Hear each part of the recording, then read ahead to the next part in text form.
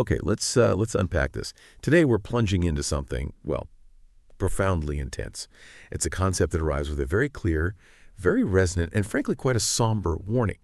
We're talking about existential seduction, or what some of our material calls soul seduction.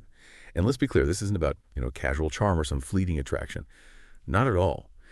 We're exploring a process described as an awakening of a person's deepest psyche, a kind of psychological alchemy almost. And the key thing here, the warning really, is that once initiated, it stirs waters so deep they don't simply settle again. Maybe not for a very, very long time. Our guides for this journey through these depths, seminal thinkers, Carl Jung, Søren Kierkegaard, and Stendhal. So listener, you need to prepare yourself. The insights we're about to share, well, they demand really careful consideration because the implications are significant.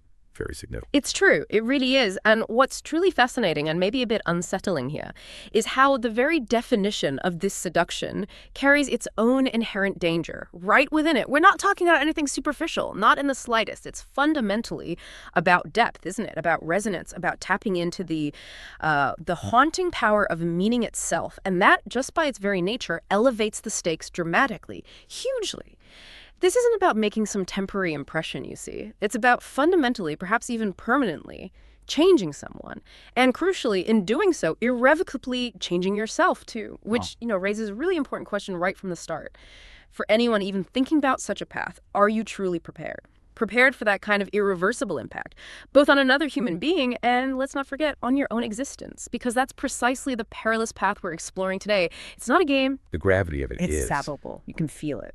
And to truly understand the peril, I think we have to start by delving into those Jungian depths you mentioned. Specifically, how one might, maybe even unwittingly, unveil the hidden self. And the critical dangers that, well, seem to inevitably follow. Jung, as you know, spoke extensively about seducing the whole person, reaching far beyond what he called the persona. Exactly. The persona. It draws from, ancient Greek theater where actors wore masks.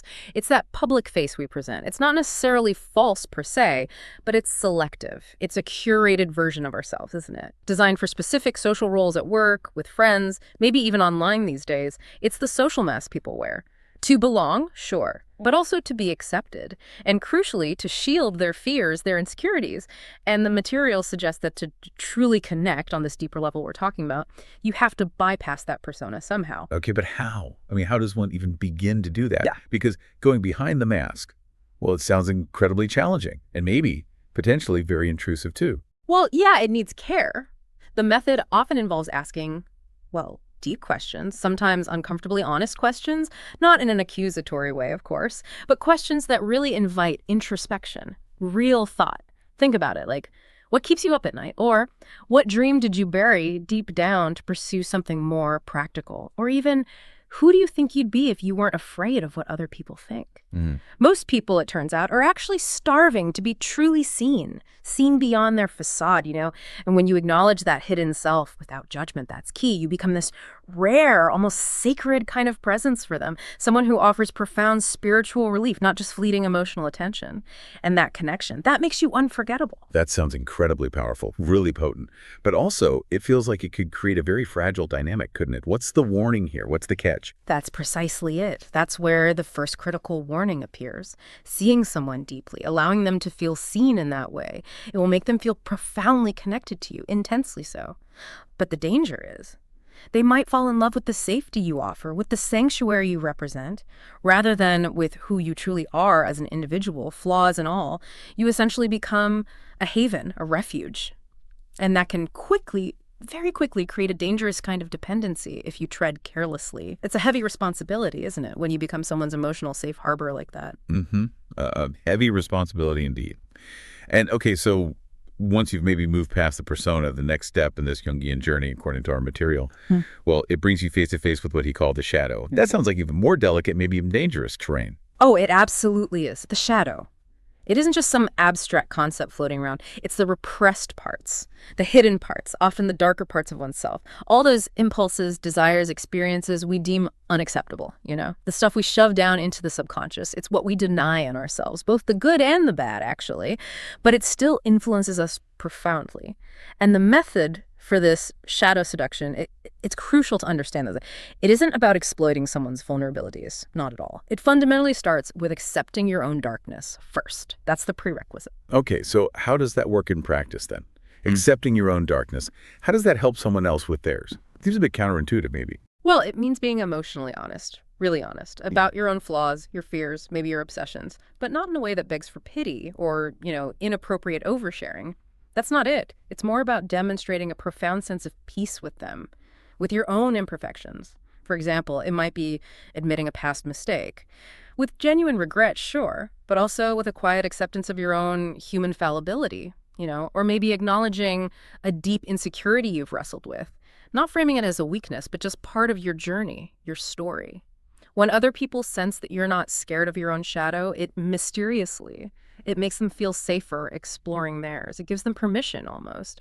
And when someone finally feels genuinely allowed to be themselves, all their imperfections included, without shame, well, you can become a kind of vessel of liberation for them. Wow, that's a profound responsibility to take on, though. A vessel of liberation. The source material has a very stark warning about this exact point, doesn't it? I remember reading that. Absolutely. And it raises an extremely important question about ethical responsibility. It really does. The material explicitly warns us, and the language is, well, it's unambiguous, crystal clear. It says, do not promise healing you cannot offer. That's the first part. And then, if you invite someone to open their wounds, don't walk away from their bleeding. This isn't just, a suggestion or some helpful hint. It's framed as a profound ethical obligation. A duty, almost. Because to uncover someone's shadow is to touch upon their deepest wounds, their most vulnerable places, to then abandon them.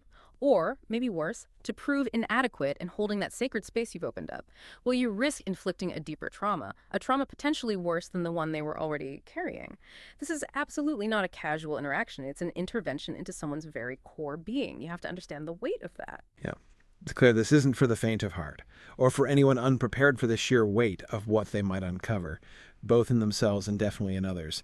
Okay, so moving on from the shadow, there's also this idea of being a symbol, not a solution. It touches on how we often, maybe almost unconsciously, fall in love with symbols, with what someone represents to us, rather than always who they are in their, messy entirety. Yes, this is a really powerful psychological dynamic. We see it all the time. The method here, if you can call it that, is to become a living symbol of freedom, perhaps, or depth, mystery, peace, passion, whatever it might be. You don't force it, though. That's key. You have to embody it authentically. Think of someone who just seems effortlessly creative. They don't need to brag about their talent, right? Their vibrant art or their innovative ideas. They simply are. And people are drawn to that living symbol of creativity. They project their own, maybe latent artistic longings onto that person. Or think of someone who radiates this undeniable calm in the middle of chaos. They become a symbol of peace, a focal point. People will project their longings onto you, their needs, their ideals. And they might even fall for the person you remind them they want to be, or could be. That sounds almost like a form of idolatry, in a way. Putting someone on a pedestal like that. What's the danger? What happens when someone worships the symbol rather than the actual person behind it? Well, what's fascinating and also quite dangerous here is how incredibly powerful this projection can be and how insidious its danger really is. People might become, almost addicted to the version of themselves they see reflected in you, or the version you seem to inspire in them. And critically, they may confuse self-love, the love for the potential you awaken in them, for romantic love for you. That's a crucial distinction. The warning in the material is explicit and, frankly, quite unsettling. It says, you may be worshipped for what you awaken, but one day they may see you clearly and resent the illusion. This means the devotion you receive, it might not actually be for you, the real complex individual. It might be for the symbol you embody in their mind. And when the reality of your human imperfections, which we all have, inevitably intrudes on that manufactured ideal, well, the fallout can be incredibly bitter. Admiration can curdle into a deep-seated resentment of what they now perceive as a deception, even if it wasn't intended that way. That's a truly precarious position to find yourself in. Wow. And related to becoming a symbol is this idea of becoming archetypal. Jung, of course, believed in these universal archetypes, the lover, the warrior, the magician, the caregiver, the primordial figures. He theorized that we carry these deep, unconscious desires to somehow unite with these figures or embody them ourselves. Yes, exactly. So the method then is to become an archetype that the other person has perhaps unconsciously longed for. It's about finding something within you that resonates deeply with their unconscious desires, their unmet needs, maybe. So if they crave adventure and transformation, perhaps you amplify the magician archetype within you, exploring new ideas, challenging norms, that sort of thing. If they seem to seek safety and stability above all, maybe you embody the nurturer or the sovereign archetype. But the crucial point, again, is you don't pretend. You can't fake an archetype convincingly for long. You amplify the true archetype that already exists within you, the one that happens to match what they seek. The material suggests people aren't just looking for a partner, you know. Often they're searching for a guide to a hidden part of themselves, a key to unlock their own archetypal potential. But this, again, Yeah. it really sounds like it hinges heavily on projection, doesn't it? Yeah. How does anyone maintain that if it's based on something so deeply unconscious in the other person? It feels unstable. It is another form of powerful projection, isn't it? You're right. And the critical warning here is deeply personal. It's profound, it asks. When the fantasy inevitably fades, can your real self hold the weight of their hopes? Think about that. It speaks to the immense burden placed upon you if you allow someone, even encourage someone, to project their archetypal longings onto you. Can you actually sustain the role they've assigned to you, day in, day out? When that initial romantic haze starts to dissipate and they begin to see you not as the archetype, but as a complex, flawed individual, what then? Will the disillusionment be immense, crushing even? And perhaps more personally, will your own sense of self be able to withstand that shift when the pedestal crumbles? Or will you both be left completely adrift when that idealized version of you can no longer be maintained? This isn't just about disappointing someone slightly, it's about the potential shattering of their deep unconscious desires. That's heavy. Really heavy. Okay, so moving beyond Jung's map of the inner world, we now turn to Søren Kierkegaard. He takes a different, but I think equally profound, look at truth and authenticity, and of course all their potential consequences. Kierkegaard, as our sources highlight, really emphasized embracing contradiction. He taught that the self is inherently a paradox, right? Faith exists alongside doubt, despair alongside hope. That tension is key. Exactly. And most people, we're told, go to pretty great lengths to hide their contradictions, to present this consistent, almost flawless front to the world. We all do it to some extent. But under Kierkegaard's philosophy for this kind of deep connection, you show them. You don't hide. You reveal your darkness and your light, your joy and your sorrow, your certainty and your doubt. You are open about the contradictions swirling inside you, not to shock necessarily, but to demonstrate that you are real, whole, fully human. And that kind of radical honesty, surprisingly, perhaps, it gives others profound permission to be real, too. It's liberating for them. We are drawn to, and often, fall in love with, those who give us the courage to show our own cracks, our own inconsistencies, those who make us feel less alone in our own messy reality. That vulnerability, Yeah. it seems incredibly powerful, almost magnetic, as you say. But what's the risk? What's the danger in opening yourself up that much and maybe encouraging someone else to do the same in return?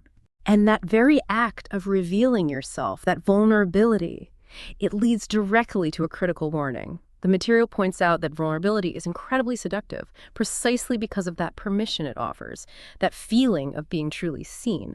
But once someone does open up to you so deeply, once they begin to reveal their own hidden contradictions, their insecurities, their fears, you must be ready for what they reveal. Truly ready. This isn't about a casual exchange of secrets over coffee. It's deeper than that. Are you truly prepared to witness, to engage with, and crucially, to hold space for their raw, unvarnished self, whatever that might contain? Because once that door is open, you see, it cannot simply be closed again without causing significant emotional repercussion for both of you.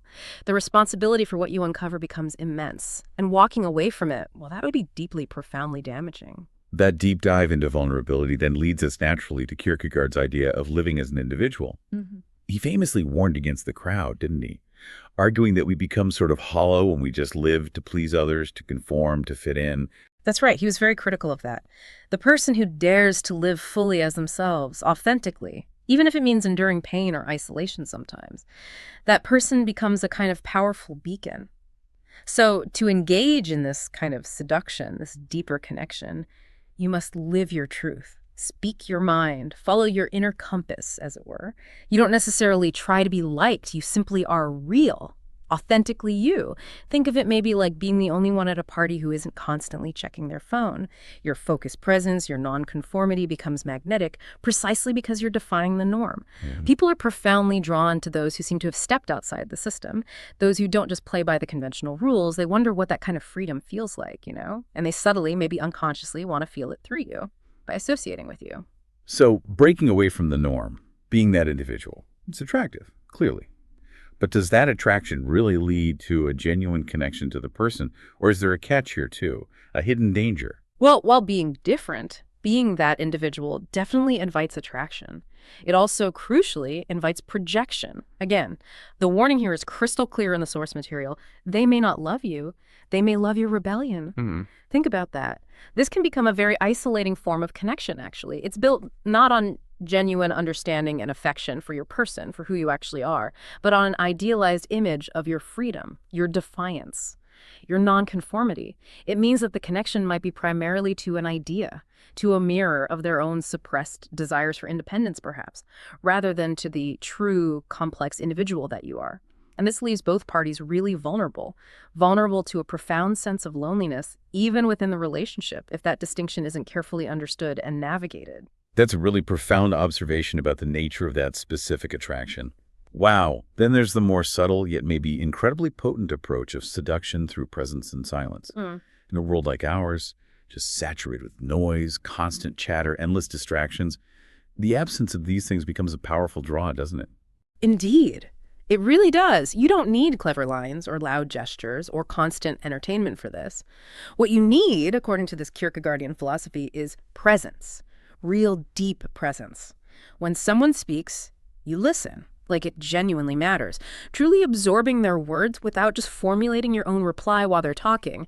And when you speak, you do so maybe slowly, deliberately, allowing silence to hang sometimes, allowing your presence to feel full, weighty, anchored. Most of the world is noise, distraction, but you become stillness itself. A point of calm. People remember the ones who made them feel calm, safe, and truly seen and understood, not just the ones who dazzled them with charisma for a moment. This quiet, anchored presence. It offers a profound sense of security that's incredibly rare today. And that kind of profound stillness, it sounds like something people would absolutely crave, especially now. What's the warning then around providing such a powerful source of calm? Is there a downside? This is subtle, but it's an incredibly potent warning. Because once someone feels your presence in this profound way, once they experience that deep, non-judgmental stillness you offer, they will crave it. They'll likely become dependent on it. The material cautions us very directly. Don't give it cheaply. Don't withhold it cruelly. This isn't a commodity, you see. Not something to be dispensed or denied without real thought and consideration.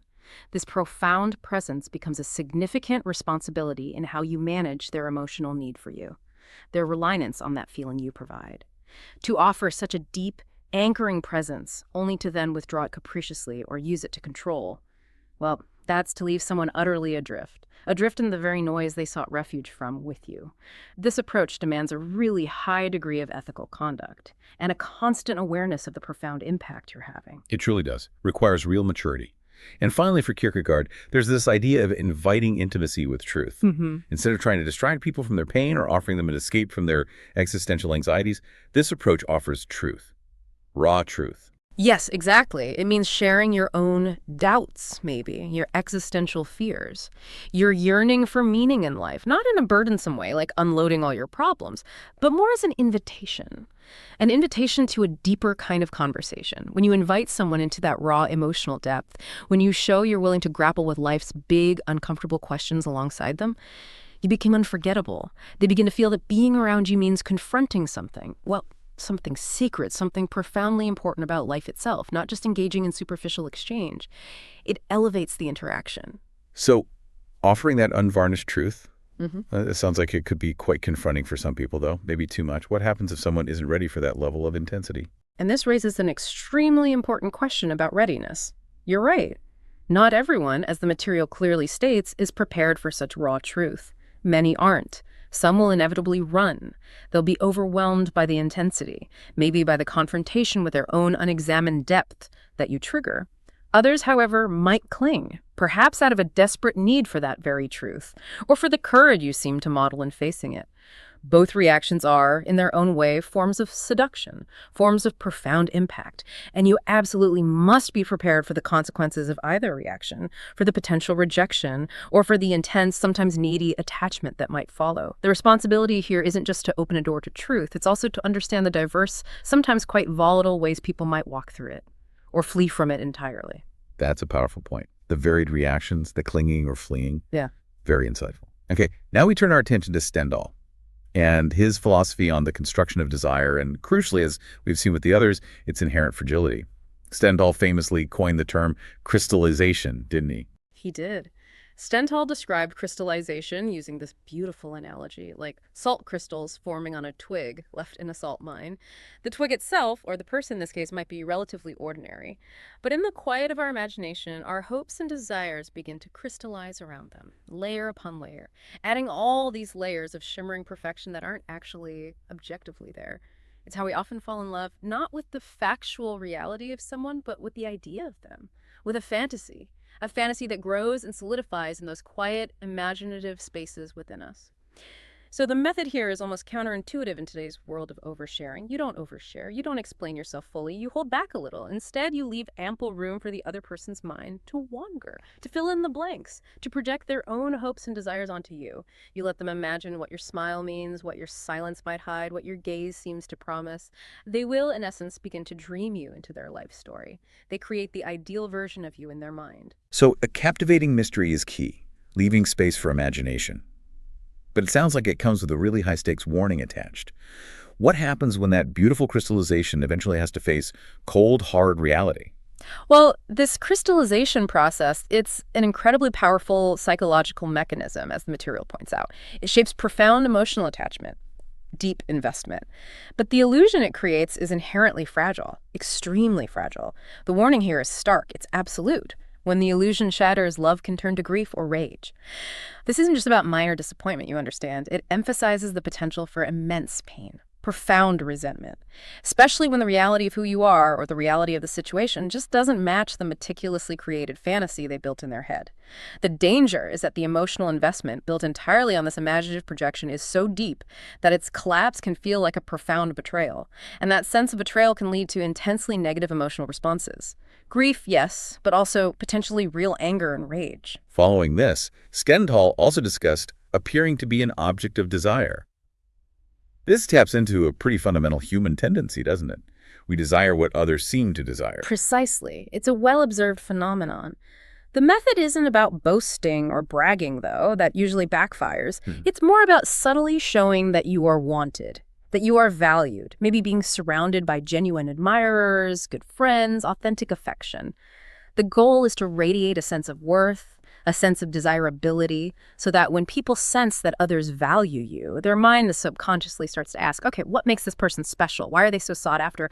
And then often they become compelled to discover the answer for themselves.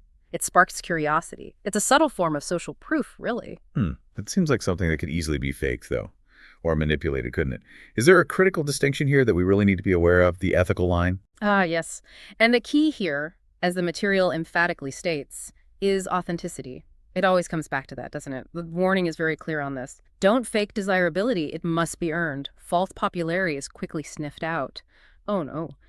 Any attempt at manipulation, at fabricating a sense of worth or demand that isn't real, it will severely backfire, almost guaranteed. It doesn't build genuine desire, it just erodes trust. And once trust is gone, well, it can easily lead to contempt. So this particular method, therefore, isn't really about tactics or tricks. It's about cultivating genuine self-worth that naturally attracts others. If it's not real, the illusion will inevitably collapse, and likely with more damaging consequences than if you had never tried to appear desirable in the first place. That integrity is crucial, then, even in these more subtle psychological approaches. And finally, for Stendhal, we have sending mixed signals. Now, this often gets a bad rap, doesn't it? People immediately jump to thinking it's about manipulation or playing games. It does, absolutely, and it's critical, really critical, to understand the distinction the material makes here. It clarifies that this is not about being deliberately manipulative. It's about creating mystery through authentic contrast, through complexity. You might be kind, yes, but also maintain a certain privacy. Affectionate, maybe, but also reserved at times, bold in one moment, quiet and reflective in the next. These mixed signals, when they come from a place of genuine emotional honesty, reflecting your actual multifaceted nature rather than being used as a calculated game, they create a profound sense of mystery. Imagine you're trying to unravel a really complex riddle, and every clue just leads to another intriguing question. It's the feeling someone gets when you genuinely embody these authentic mixed signals. It's like a compelling puzzle they can't stop trying to solve. And mystery, as the material suggests, often leads to fascination, even obsession. The goal isn't confusion, it's to make people wonder, who are you really? And when they start trying to solve you, trying to unravel the enigma, they're already deeply emotionally involved, whether they realize it or not. So the key is authentic complexity, not calculated confusion. That's the line. What happens if that line gets blurred, if someone does use it manipulatively? And this is exactly where those ethical lines can be very easily blurred. Dangerously so. It's crucial to grasp the distinction. The material is very precise with its warning here. Mixed signals are not emotional manipulation. Use contradiction as depth, not confusion. It's very specific. The danger lies in crossing that line, moving from expressing authentic complexity to engaging in deliberate psychological game playing. The warning is to use this approach only as an expression of your genuine, nuanced personality, not as a calculated tactic to mislead or to exploit someone's emotional investment for your own purposes. If you use it just to confuse or to keep someone perpetually off balance and insecure, the outcome will inevitably be damaging for both parties. It creates frustration, anxiety, and ultimately deep resentment rather than genuine fascination and connection. So if we try to connect all of this, tied together, the consistent overarching warning thread through Jung, Kierkegaard, Stendhal, is that seducing at the soul level, using these kinds of deep psychological and philosophical approaches, it's fundamentally irreversible. It's not some temporary enchantment you can just switch off. Yeah. Not a fleeting dalliance you can walk away from unscathed. It is, as we've discussed throughout this deep dive, about holding up a mirror to someone's hidden self, their deepest self. It's like saying, I see you, all of you, even the parts you desperately try to hide from the world, maybe even from yourself. And this kind of seeing, this level of intimate acknowledgement, it's sacred, isn't it? It has to be treated as such. And the ultimate, perhaps the most chilling warning of all, is that if you do this purely for your own selfish gain, whether it's for love, attention, validation, or power, you risk becoming the very trauma they were trying to escape in the first place. You risk becoming a new wound rather than any kind of balm or healing presence. Think about the weight of that. So, where does this leave us? What does this all mean for you, our listener? If you ever find yourself drawn to such a profound connection, either initiating it or being on the receiving end, this deep dive today reveals, I think quite starkly, that this isn't just about finding a partner or having a casual connection. Not even close. It's about fundamentally altering another human being, changing their inner landscape, and inevitably altering yourself in the process, too. This isn't some strategy for a fleeting connection, is it? Or for a momentary thrill? Absolutely not. This is a path of profound, lasting consequence for everyone involved. The material's final counsel is piercing. It really echoes the gravity of everything we've discussed. It says, only seduce at the soul level if you are prepared to love at the soul level too. That's a commitment, isn't it? A profound commitment that many, perhaps most, may not truly be ready for. And it's something that demands intense self-reflection before even considering stepping onto this path. So the final word has to be caution. Tread with immense care, immense awareness, because once those deep waters of the soul are stirred, they never truly go still again.